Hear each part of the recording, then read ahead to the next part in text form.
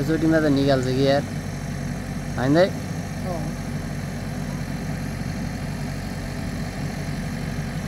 त्यो धस्सेको हो क्या अघिल्लो फेरि यार हेर त गाडी छिन्निन्छ फेरि छिन्निन्छ जस्तो लाग्छ मलाई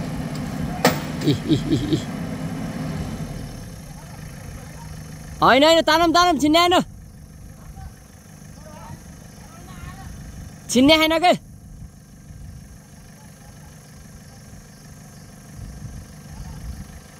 एउटा फुटेछ तान्छ त्यो गाँठो परेको के त्यो गाँठो परेको छ यार पुरै त्यस्तै गाँठो पारेँ मैले अघि त्यो त्यहाँबाट त छिन्ने बिचबाट छिन्ने मात्रै ल निकाले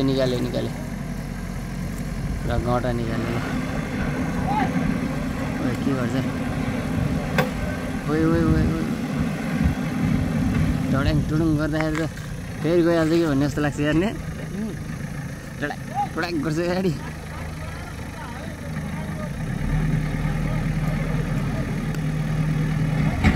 तान्ने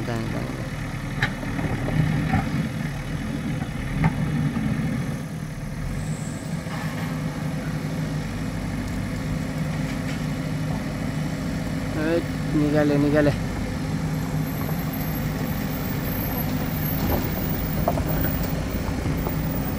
ठाउँ छैन अहिले इमर्जेन्सी रहेछ गाडी एम्बुलेन्स रहेछ कि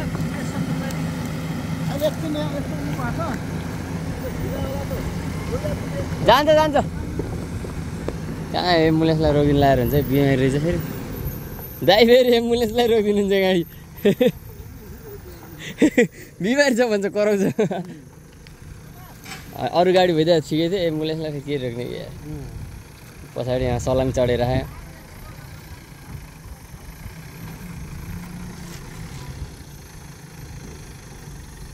निकाले अब चुट्यो भने त फेरि पछाडिको पनि गइहाल्छ एउटा अगाडिको सो अघि नै कुच्च्या थियो नि सुरुमा पछिल्लोचोटि खसेर मिल्यो कि सो आफै मिल्यो हेर्नु न कस्तो भएको थियो नत्र अस्ति के अस्ति खस्दाखेरि कस्तो भएको थियो नि अगाडिको सो अहिले पुरा त्यो एकचोटि आधी तानेको छुट्यो त्यसपछि आधी तानेको छुट्यो नि त्यही मन्टल धस्सिनु गएको तल सोझो मिलिगयो अगाडिको अब त्यहाँबाट छुट्यो भने फेरि काम लाग्दैन अब पछाडि त्यो अलिअलि बच्चाको चाहिँ सो पनि जान्छ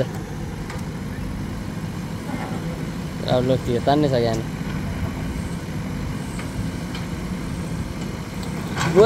डोजर तानिदिन्छ त यार ठाउँै छैन कहाँ हाले अहिले फेरि यार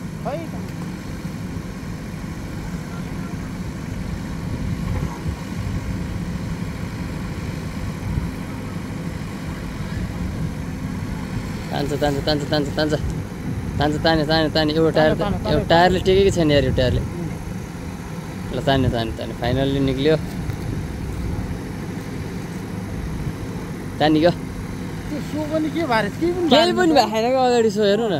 जस्ता जस्तो पुरा कुचेर कस्तो भएको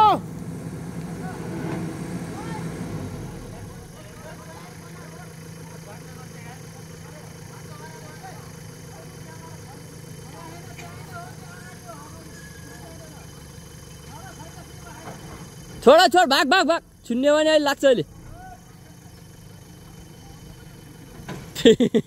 पहिल्यै भाग्या छन् चुट्यो पनि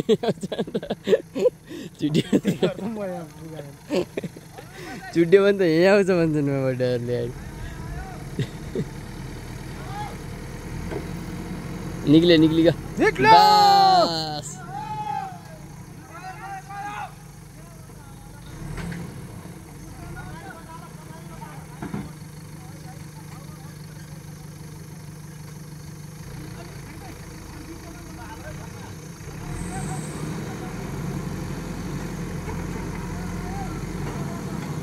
बस बस अब त भयो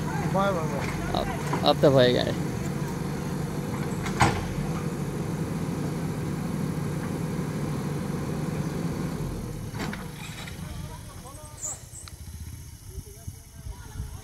निक्ल्यो ल